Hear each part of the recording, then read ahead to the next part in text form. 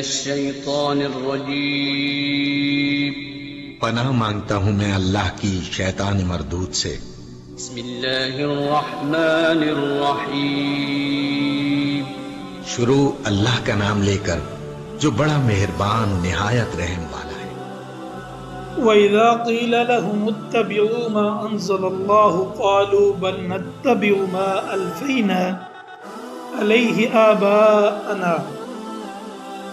اور جب ان کافروں سے کہا جاتا ہے اتبعوا پیروی کرو ما انزل اللہ جو اللہ نے اتارا، قالوا تو وہ کہتے ہیں بل نتبع ہم کیوں نہ پیروی کریں ما ان چیزوں کی، ان اعمال کی، الفینا علیہ آباءنا جن پر ہم نے اپنے باپ دادا کو پایا۔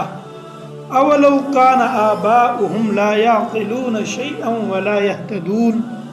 اولو کان بھلا کیا اس صورت میں بھی ان کو یہی چاہیے کہ جب ان کے باپ دادا دین کی ذرا بھی سمجھ نہیں رکھتے تھے، لا یعقلون شیئا ولا یہتدون، اور نہ ہی انہوں نے آسمانی ہدایت بھی حاصل نہ کی تھی۔ وَمَثَلُ الَّذِينَ كَفَرُوا كَمَثَلِ الَّذِي يَنْعِقُ بِمَا لَا يَسْمَعُ إِلَّا دُعَاءً وَنِدَاءً۔ وَمَثَلُ الَّذِينَ كَفَرُوا اور مثال ان لوگوں کی جن لوگوں نے کفر کو اپنا لیا، کمثل اس کی طرح الذی ینطق بما لا یسمع الا دعاء ونداء، جیسے کوئی شخص ان جانوروں کو زور زور سے بلائے جو ہانک اور پکار کے سوا کچھ نہیں سنتے۔ صم بکم عمی فہم لا یعقلون، یہ بہرے گنگے اور اندھے ہیں، لا یعقلون یہ کسی چیز کو کچھ نہیں سمجھتے۔ یا ایھا الذین آمنوا اے ایمان والو، کلوا من طیبات ما رزقناکم کھاؤ، من طیبات پاکیزہ چیزوں میں سے، ما رزقناکم جو تمہیں دی گئیں، واشکروا للہ اور اللہ کا شکر کرو، ان کنتم ایاہ تعبدون اگر تم ہو واقعہ صرف اسی کی بندگی کرنے والے۔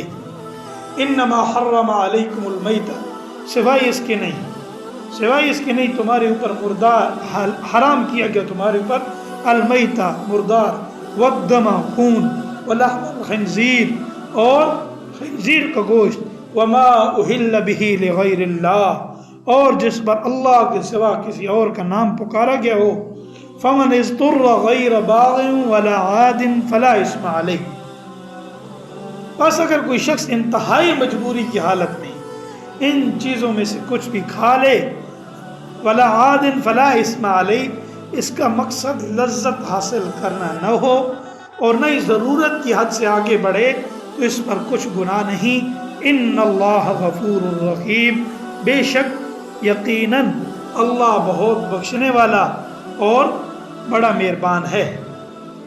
اس آیت میں تمام حرام چیزوں کا احاطہ کرنا مقصود نہیں، بلکہ مقصد یہ جتلانا ہے کہ جن جانوروں کو تم نے حرام سمجھ رکھا ہے وہ اللہ نے حرام نہیں کیے، تم خواہ مخواہ ان کی حرمت اللہ کے ذمہ لگا رہے ہو۔ البتہ کئی چیزیں ایسی ہیں جن کو تم حرام نہیں سمجھتے مگر اللہ نے حرام قرار دیا۔ حرام چیزیں وہ نہیں ہیں جو تم سمجھ رہے ہو، حرام تو وہ ہیں جنہیں تم نے حلال سمجھا ہوا ہے اور حلال سمجھ کے تم ان کو استعمال کرتے ہو۔